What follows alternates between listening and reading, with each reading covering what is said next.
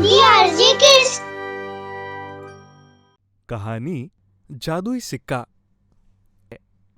उत्तमगढ़ नाम का एक राज्य था। उस राज्य में राजकुमारी भद्रा अपनी सुंदरता के लिए बहुत प्रसिद्ध थी। एक तो राजकुमारी, ऊपर से अपार सुंदरता, इसलिए उनमें घमंड बहुत था। उसी राज्य में एक लोहार अपने परिवार के साथ रहता था। वो राजा के यहाँ तलवार, भाला और भी लोहे का सारा सामान बनाता था। और लोहार की बेटी सुमिति राजकुमारी भद्रा की साज सज्जा में लगी रहती। इसी कारण राजकुमारी भद्रा और सुमिति अच्छी सहेलियां बन गई थी। सुमिति भी सुंदरता में राजकुमारी भद्रा से कम न थी। राजकुमारी जी, कितनी सुंदर लग रही हैं आप। वो तो मैं हूँ ही, लेकिन तुम भी कम नहीं हो। ऐसे ही समय बीतता गया और कुछ समय बाद राजकुमारी का विवाह कुशालगढ़ के राजा चंद्रसेन से हो गया। और कुशालगढ़ में ही एक ललित नाम का लोहार था, जिसका विवाह सुमिति के साथ हो गया। परंतु अब रानी भद्रा और सुमिति एक दूसरे की सहेलियां नहीं थी। सुमिति माँ दुर्गा की उपासना किया करती थी। वो माँ दुर्गा की भक्त थी। माँ, मैं कितने वर्षों से तुम्हारी पूजा अर्चना कर रही हूँ, लेकिन इसका फल मुझे कब मिलेगा? उसकी ये बातें उसका पति ललित सुन लेता है और उससे कहता है, क्या बात है सुमिति, तुम इतनी दुखी क्यों हो? देखिए ना, मैं माता रानी की बचपन से पूजा कर रही हूँ, लेकिन ये मेरी सुनती ही नहीं। तुम ऐसा क्यों कह रही हो? मेरे पिता भी लोहार थे और आप भी लोहार ही हैं। मैं और राजकुमारी सुंदरता में एक समान थे, लेकिन वो राजा की बेटी थी, इसलिए आज रानी है और मैं वही लोहार की पत्नी। निराश मत हो, सबका अपना अपना नसीब होता है। ये कहकर ललित वहाँ से चला जाता है। लेकिन सुमिति सोचती है, रानी भद्रा तो मेरी बचपन की सहेली है, उनसे मदद मांगूंगी तो वो जरूर मेरी मदद करेंगी। इससे मेरे पति को ये लोहार का काम नहीं करना पड़ेगा। यही सोचकर वो राजमहल चली गई। सुमिति राजमहल में पहुँचती है और सैनिक से कहती है कि उसे रानी से मिलना है। मुझे महारानी जी से मिलना है। आप कौन हैं? मैं उनकी सहेली हूँ। सैनिक रानी के कक्ष में जाता है। महारानी की जय हो। आपसे मिलने आपकी कोई सहेली आई है। ठीक है, उसे हमारे कक्ष में भेज दो। जाइए, महारानी जी से मिल लीजिए। सैनिक सुमिति के पास पहुंचता है। सैनिक महारानी के कक्ष की तरफ इशारे से बताता है। सुमिति महारानी के कक्ष में पहुंचकर उनको देखकर खुशी से हंसने लगती है और कहती है, कितने सालों बाद हम मिल रहे हैं। महारानी भद्रा, कौन हो तुम? क्या हम एक दूसरे को जानते हैं? महारानी भद्रा, मैं आपकी बचपन की सहेली सुमिति हूँ। आप मुझे भूल गई क्या? सहेली?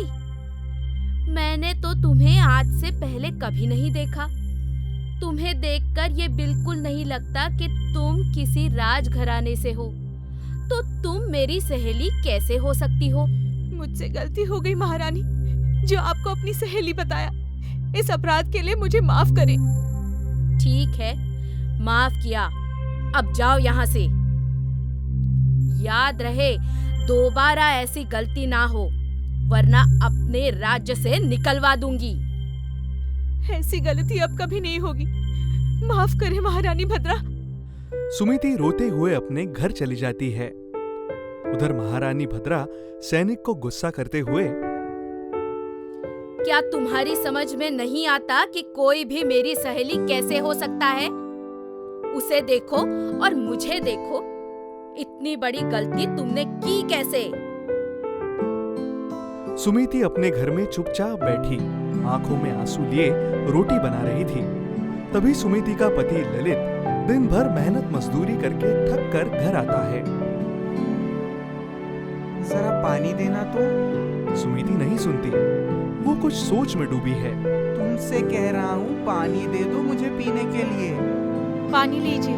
क्या हुआ, आज इतनी उदास क्यों हो? कोई बात है क्या? नहीं, कोई बात नहीं है, कोई तो बात है। बस मन थोड़ा सा उदास है। चिंता मत करो, जल्दी सब ठीक हो जाएगा। कुछ दिनों बाद ललित का काम अच्छा चलने लगता है। वही सुमीति मिट्टी के बर्तन बनाना सीख लेती है और उसी से उसका भी काम चलने लगता है। देखो, अब सब ठीक हो रहा है ना। अब तुम भी मेरा हाथ बटा रही हो। दोनों बहुत खुश होते हैं।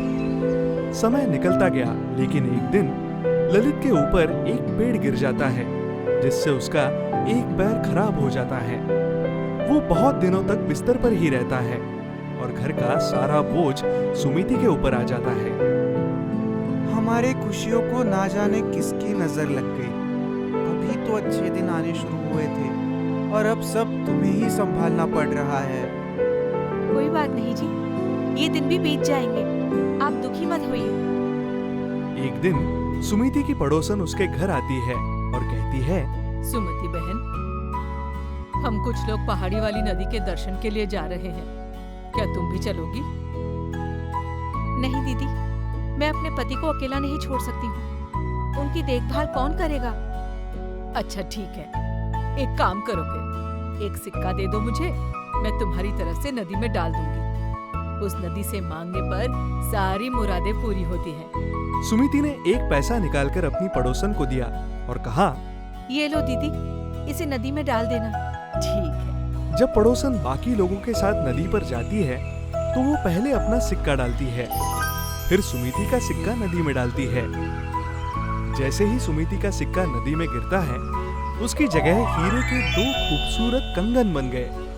हे भगवान, ये क्या चमत्कार है! मैंने ऐसा कंगन तो पहले कभी नहीं देखा। मैं जल्दी से जाकर सुमति को बताती हूँ।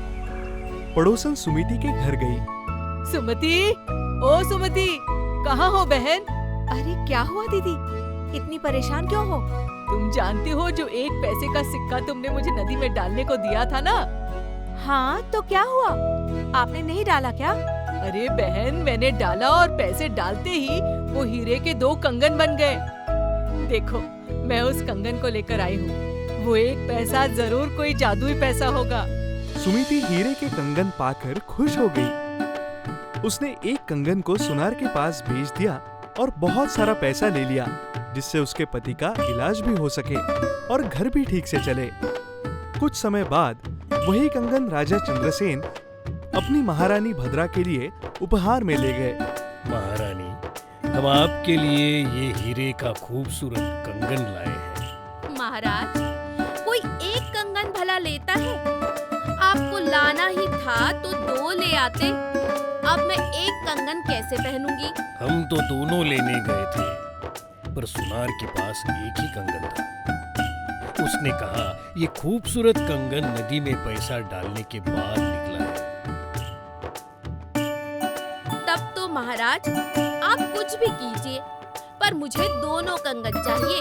महाराज चंद्रसेन फिर उस सुनार के पास जाते हैं, पर सुनार कहता है, मेरे पास ये एक ही कंगन आया था।